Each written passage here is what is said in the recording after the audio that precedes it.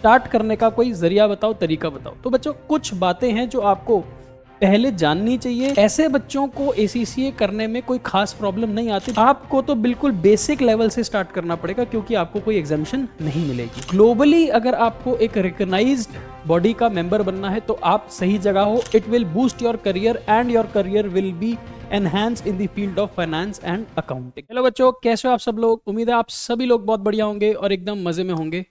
बच्चों पिछली वीडियो के अंदर मैंने आपको एक इंट्रोडक्शन दिया था कि ACCA कोर्स क्या है और किस तरह से ACCA कोर्स बनाया हुआ है, कैसे कौन से बच्चे ACCA कोर्स कर सकते हैं, उसके बारे में मैंने आपको कुछ ज्ञानवर्धक बातें लास्ट वीडियो में बताई थी। और उस वीडियो के कमेंट सेक्शन के अंदर बहुत सारे बच्चे ये पूछ रहे थे सर कि हम किस तरह से ACCA को शुरू करें, कौन कौन से ऐसी बातें हैं जो हमारे को याद रखनी चाहिए, कौन से ऐसे पॉइंट्स हैं जिनको हमें कंसिडर करना चाहिए before we can start with ACCA। या हम ये डिसाइड नहीं कर पा रहे कि ACCA हम करें तो कैसे करें, स्टार्ट करने का कोई जरिया बताओ, तरीका बताओ। तो बच्चों कुछ बातें हैं जो आपको पहले जाननी चाहिए ताकि आप ये डिसाइड कर पाएं कि आपको ACCA करनी है या नहीं करनी है। तो इन बातों को समझते हैं आज के इस वीडियो में। सबसे पहले आपको ये देखना है कि आपका एजुकेशनल बैकग्राउंड क्या है, आप किस लेवल की स्टडी करके आए हो। यानी कि यहां पर अब दो बातें हो सकती हैं, या तो आपके पास पहले से ही कोई रेलिवेंट क्वालिफिकेशन या डिग्री अवेलेबल है, आपने पहले से ही कोई रेलिवेंट डिग्री या क्वालिफिकेशन कर रखी है, आपको अकाउंटिंग फाइनेंस फील्ड का पहले से ही नॉलेज है। फॉर एग्जांपल आप 11वीं 12वीं में कॉमर्स पढ़ रहे हो, आपने BCom BBA या आपने इसी फील्ड में कुछ ना कुछ ऐसा किया हुआ है जिसमें आपका होल्ड है, फाइनेंस और अकाउंटिंग आपको आती है। तो ऐसे बच्चों को ACCA करने में कोई खास प्रॉब्लम नहीं आती because it is an accounting course, ठीक है ना। तो ऐसे बच्चे कर सकते हैं। तो ये जो बच्चे होते हैं जिनके पास पहले से ही कोई ना कोई क्वालिफिकेशन है, मान लो उन्होंने ग्रेजुएशन कर रखी है फाइनेंस या अकाउंटिंग फील्ड के अंदर, तो उनको कुछ एग्जाम्पशंस भी मिल जाती हैं जिसकी चर्चा मैंने लास्ट वीडियो के अंदर करी थी। अगर आपने वो वीडियो नहीं देखी है तो आप वो वीडियो देख सकते हैं, उसमें मैंने आपको तीनों लेवल्स और एग्जाम्पशंस के बारे में बताया था। तो आपको पहले ये डिसाइड करना है कि आप कौन सी बैकग्राउंड से हैं, क्योंकि अगर आप कॉमर्स बैकग्राउंड के हैं तो ये इजी है आप लोगों के लिए करने के लिए। हाँ, अगर आपके पास कोई भी रेलिवेंट डिग्री नहीं है, आप अकाउंटिंग या फाइनेंस फील्ड से नहीं बिलोंग करते हो, मान लो आप नॉन कॉमर्स बैकग्राउंड के हो, आप साइंस के हो, आर्ट्स के हो, फिर क्या है, कोई बात नहीं, फिर आपको एग्जामिशंस नहीं मिलेंगी, आपको स्क्रैच से स्टार्ट करना पड़ेगा। यानी कि आपको एक बेसिक लेवल से स्टार्ट करना पड़ेगा, बिल्कुल ABCD वाले लेवल से शुरू करना पड़ेगा, जिसको हम क्या बोलते हैं, अप्लाइड नॉलेज लेवल। क्यों? क्योंकि आपको अकाउंटिंग का ज्ञान नहीं है। एंड ये जो फील्ड है पूरी, ये अकाउंटिंग की फील्ड है, फाइनेंस की फील्ड है, ठीक है ना। तो दो तरीके हो सकते हैं, दो तरह के बच्चे हो सकते हैं, जिनके पास पहले से अकाउंटिंग का नॉलेज है, जिनके पास अकाउंटिंग का नॉलेज नहीं है, जिनके पास पहले से डिग्री है, जिनके पास कोई डिग्री नहीं है। या मान लो आप 11वीं 12वीं के बच्चे हो, तो आपको तो बिल्कुल बेसिक लेवल से स्टार्ट करना पड़ेगा क्योंकि आपको कोई एग्जामिशन नहीं मिलेगी। ओके, इसके बाद आपको क्या चीज कंसिडर करनी है? सेकंड कंसिडर करना है कि आपका करियर का गोल क्या है, क्या करना चाहते क्या हो आप, है ना।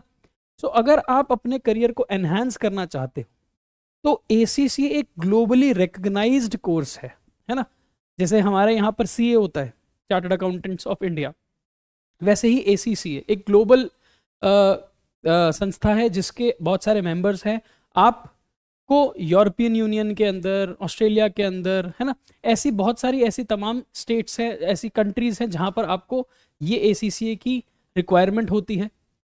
तो ग्लोबली अगर आपको एक रिकॉग्नाइज्ड बॉडी का मेंबर बनना है तो आप सही जगह हो, आप ACCA कर सकते हो, because it will boost your career and your career will be enhanced in the field of finance and accounting, ठीक है। ओके, अगर आपका ये सोच है तो अगर आप करियर स्विच करना चाहते हो, करियर स्विच करना चाहते हो, बहुत सारे बच्चे ऐसे होते हैं ना जिन्होंने आर्ट्स ली होती है, वोकेशनल कोर्सेज लिए होते हैं, साइंस लिया होता है, मेडिकल नॉन मेडिकल, और उनका वहां पर नहीं बन पाता है। Now they want to switch to another field.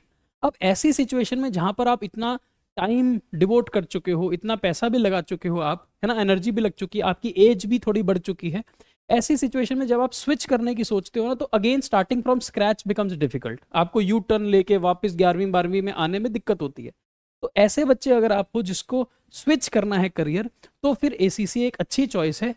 Reason reason क्योंकि इसका पासिंग परसेंटेज बहुत हाई है, 50-60% से ऊपर इसका पासिंग परसेंटेज है। और आमतौर पर देखा गया है जो हमारे इंडिया के बच्चे हैं ना, जो ACCA करते हैं, वो इजीली इसको कर लेते हैं, अनलाइक CA कोर्स है ना। अब इंडिया का आपने अब सुना ही है, आप CA कोर्स करोगे तो उसकी पासिंग परसेंटेज बहुत कम है।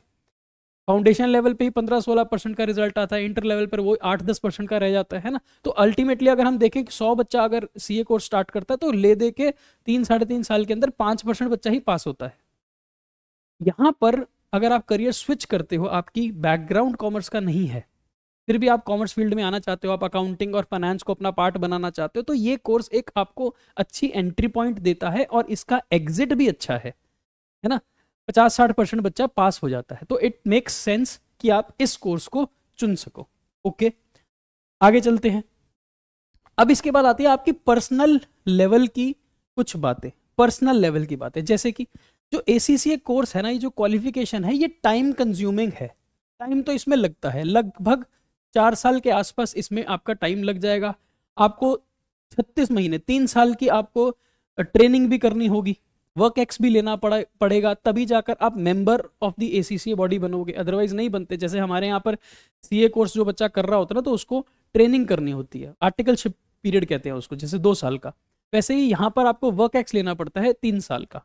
तो टाइम तो लगना है इसके अंदर, टाइम कंज्यूमिंग है। अब आपको ये कितना टाइम लगेगा ये डिपेंड करता है कि 1 साल में आप कितने एग्जाम्स दोगे। 3 लेवल्स हैं, है ना, 13-14 एग्जाम्स हैं। अब हर लेवल का एग्जाम साल में जब आपने देना है, तो 1 साल में आप कौन सा अटेम्प्ट दोगे, कितने एग्जाम्स दोगे, यहाँ पर कोई ऐसा ग्रुपिंग नहीं है। यहाँ पर ऐसा कोई ग्रुपिंग नहीं है कि सारे एग्जाम्स आपको इकट्ठे ही एक ही बारी में देने हैं, आप एक एक करके भी एग्जाम्स दे सकते हो। अब अगर आप एक एक करके एग्जाम्स दोगे तो ऑब्वियस सी बात है कि टाइम पीरियड बढ़ जाएगा। 1 साल में ज़्यादा अटेम्प्ट दोगे, डिपेंडिंग कि आपकी उतनी रेडीनेस है कि नहीं, उतनी आपने पढ़ाई करी है कि नहीं करी है, तो आप जल्दी भी खत्म कर सकते हो। तो लगभग देखा गया है कि 3.5-4 साल लग जाता है एक बच्चे को ACCA क्वालिफिकेशन करने के अंदर। ओके, अब अगर आप ऐसे बच्चे हो जो पहले से कहीं पर जॉब कर रहे हो, कोई और तरह की पढ़ाई कर रहे हो, पहले से आपने कहीं पर टाइम डिवोट कर रखा है, आपकी कोई प्रेजेंट कमिटमेंट है, फिर आपको ये सोचना पड़ेगा कि आपको कितना टाइम इसको डिवोट करना पड़ेगा, क्योंकि एग्जाम्स भी देने हैं।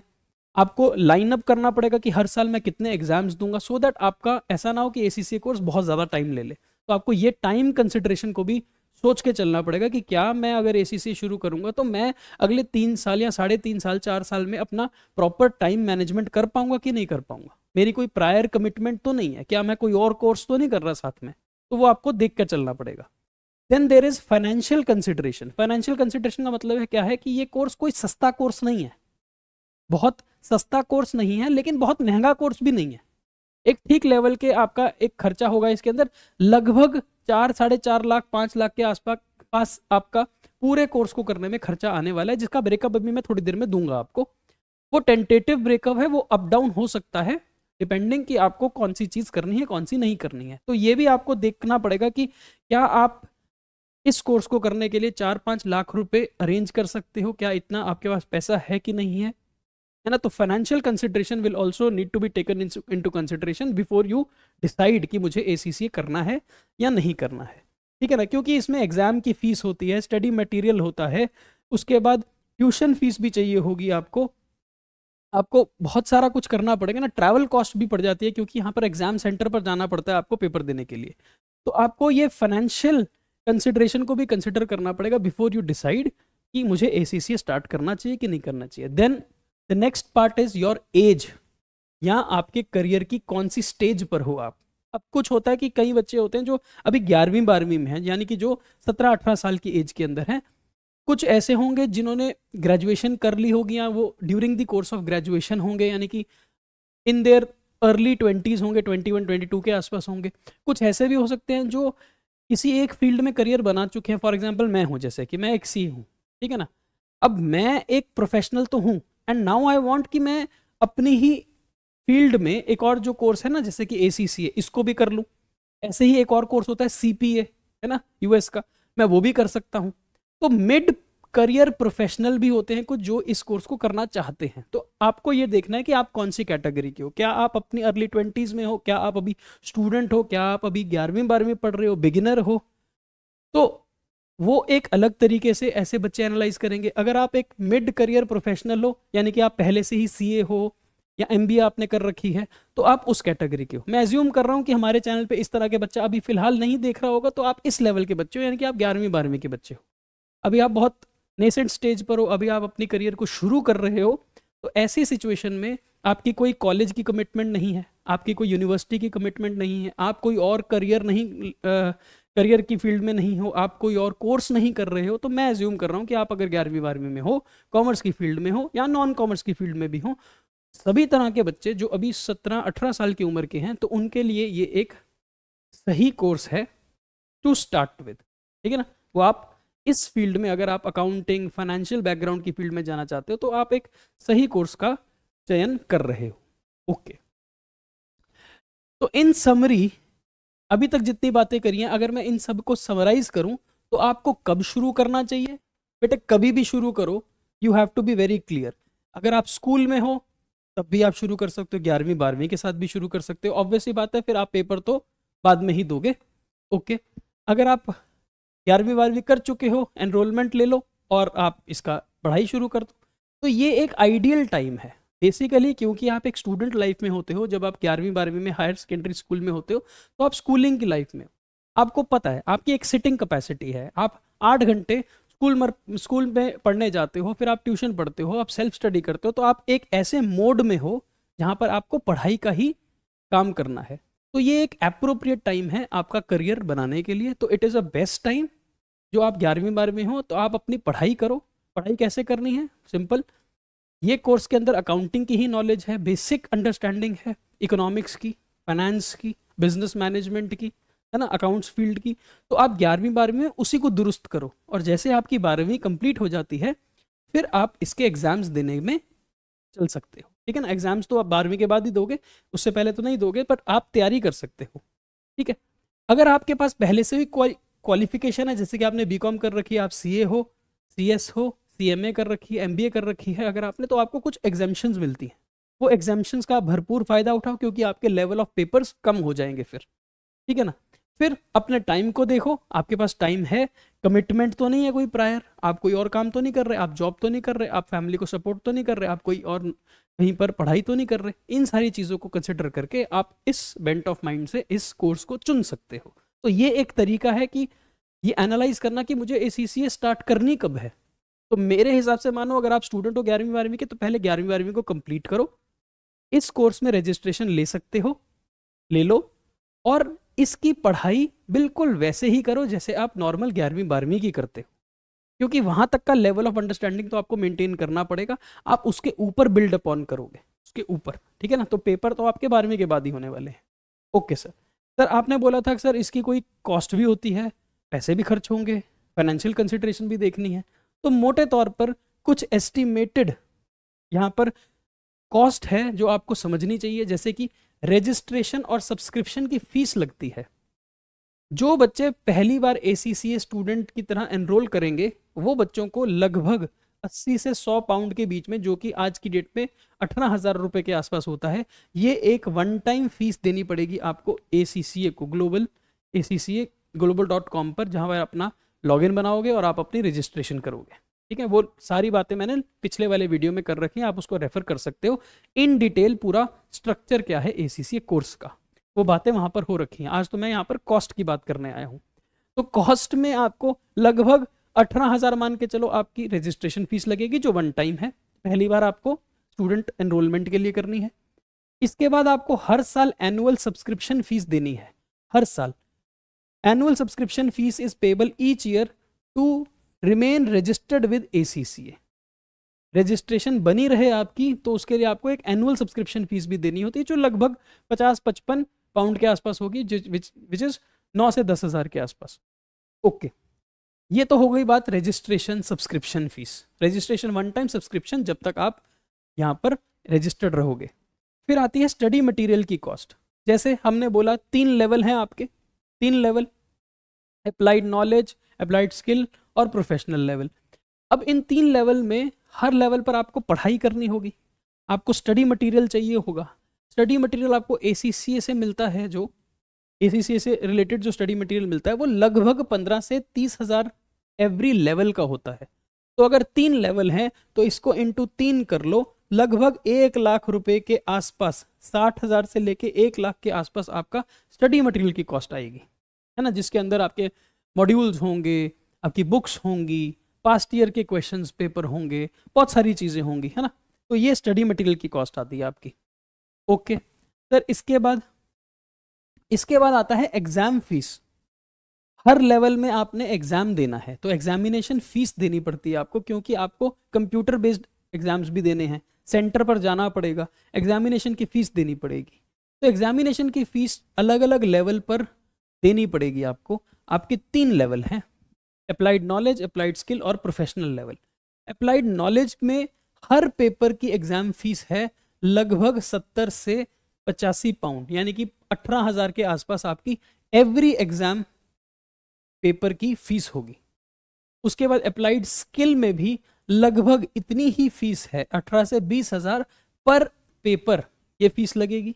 और स्ट्रेटेजिक प्रोफेशनल लेवल के अंदर आपकी हर पेपर की फीस 20 से 22,000 है। आपको 13-14 पेपर देने हैं टोटल। हर पेपर की अगर एस्टिमेटेड फीस में 20,000 मान के चलूँ तो 2.5 से 3 लाख रुपए तो आपको इंस्टीट्यूट को फीस देनी पड़ती है एग्जाम की।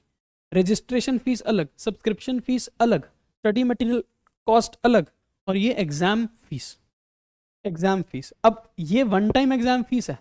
अब मान लो आपने एग्जाम दिया और आप एग्जाम क्लियर नहीं कर पाए तो आपको रीसेट करने के लिए फीस देनी पड़ेगी, रीसेटिंग फीस बोलते हैं जिसको, जो लगभग इतने ही होती है, ऑलमोस्ट 3-4 हज़ार के आसपास होगी वो भी, ठीक है। तो यहां पर देखो कुल मिलाकर टोटल एस्टिमेटेड कॉस्ट क्या पड़ जाएगी आपको, रजिस्ट्रेशन सब्सक्रिप्शन की फीस, फिर सारे एग्जाम्स कंडक्ट करते समय आपकी फीस, एग्जाम्स की फीस। अभी मैंने इसमें रीसेटिंग फीस नहीं लगाई, हाँ मैंने कोई एग्जाम्शन भी नहीं लगाई। फॉर एग्जाम्पल अगर आपको कोई एग्जाम्शन मिल जाती है, मान लो आपका कोई पेपर एग्जाम्प्ट हो जाता है, आपको नहीं देना वो पेपर, तो फिर ऑब्वियसली बात है उसकी कॉस्ट नहीं लगेगी। पर मैं मान के चल रहा हूँ आपके पास कोई एग्जाम्शन नहीं है, क्योंकि आप 11वीं-12वीं के बच्चे हो, ब्रांड न्यू बच्चे हो, आपको कुछ नहीं आता, कोई डिग्री नहीं है आपके पास, कोई एग्जाम्शन अलाउड नहीं है आपको।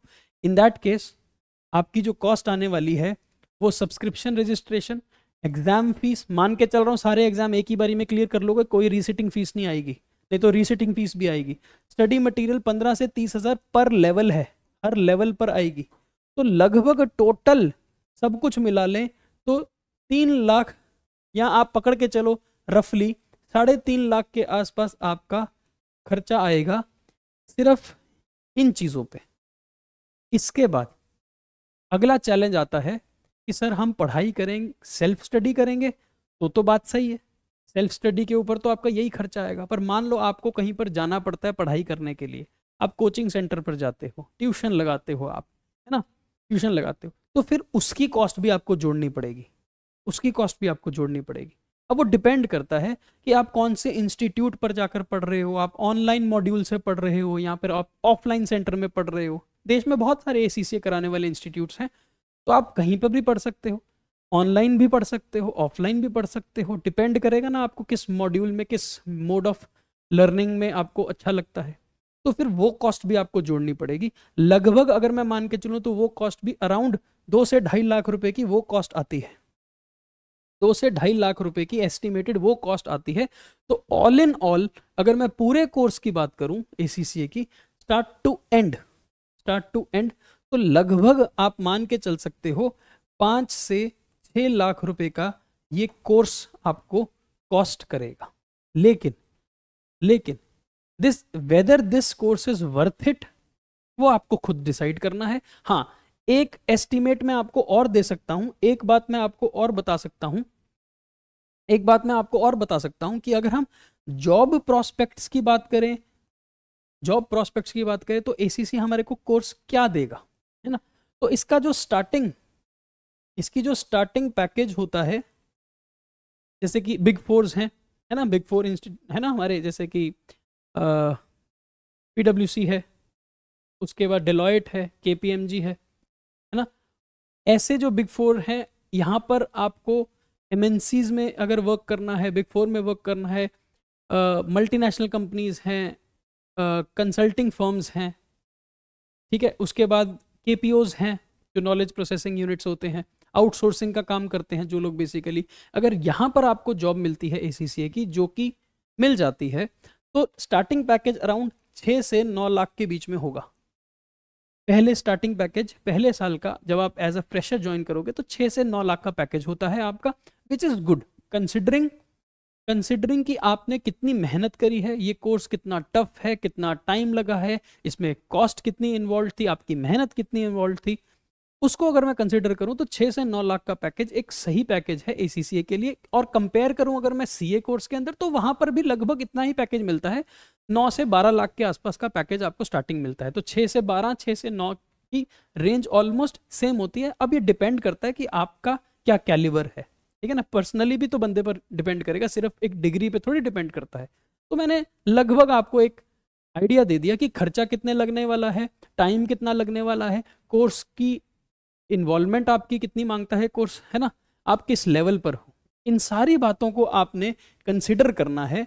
आपकी उम्र कितनी है, आप अभी किस लेवल पर पढ़ रहे हो, 11वीं 12वीं में हो, बीकॉम कर चुके हो, ग्रेजुएशन हो चुकी है, पोस्ट ग्रेजुएशन कर चुके हो, करियर बन चुका है, CA कर चुके हो, किस लेवल पर हो, आपका करियर का गोल क्या है, करना क्या चाहते हो, क्या आप इंडिया में जॉब करना चाहते हो, क्या आप बाहर जाना चाहते हो, क्या आप रेडी हो रीलोकेट करने के लिए, क्योंकि ACCA कोर्स एक ग्लोबल कोर्स है तो आपको कहीं पर भी नौकरी मिल सकती है, आपको कहीं पर भी जाना होगा। क्या आप ओपन हो इस चीज़ के लिए, आपको ये भी सोचना पड़ेगा, ठीक है ना।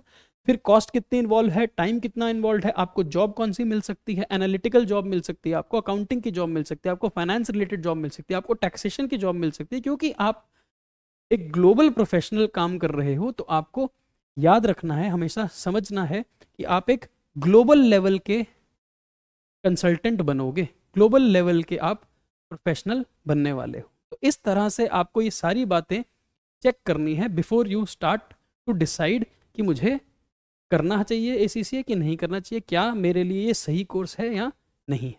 तो मैंने पिछली वीडियो में आपको कोर्स का पूरा डिस्क्रिप्शन दिया था कि कोर्स कितने लेवल्स का है, कौन कौन से पेपर्स हैं, क्या क्या इन्वॉल्वमेंट मांगता है। और आज मैंने उसी की कंटिन्यूएशन में, क्योंकि आप सभी बच्चों के बहुत अच्छे कमेंट्स आए थे कि सर हमारे को और जिज्ञासा है, हमें समझना है कि हमारे ACCA कोर्स हमें करना चाहिए कि नहीं करना चाहिए, तो उसी से रिलेटेड कुछ बातें मैंने और आपके साथ डिस्कस करनी थी, तो इसीलिए मैंने पार्ट 2 ऑफ द वीडियो बनाया है। आई होप आपको ये सारी बातें समझ आई होंगी, आप लगभग कुछ ना कुछ एक लेवल ऑफ अंडरस्टैंडिंग पर पहुंचे होंगे कि आपके लिए ACCA कोर्स करना अच्छा है, बुरा है, कैसा है, कर सकते हैं, नहीं कर सकते हैं। तो ये सारी बातों को अगर आप ध्यान में रखते हो so you can take a good decision for yourself, ठीक है जी। तो आई थिंक आपको ये सारी बातें समझ आती हैं। तो ऐसी ही इंटरेस्टिंग और इन्फॉर्मेटिव बातों से रिलेटेड और भी वीडियो में आपसे मुलाकात होगी। तब तक के लिए टेक केयर एंड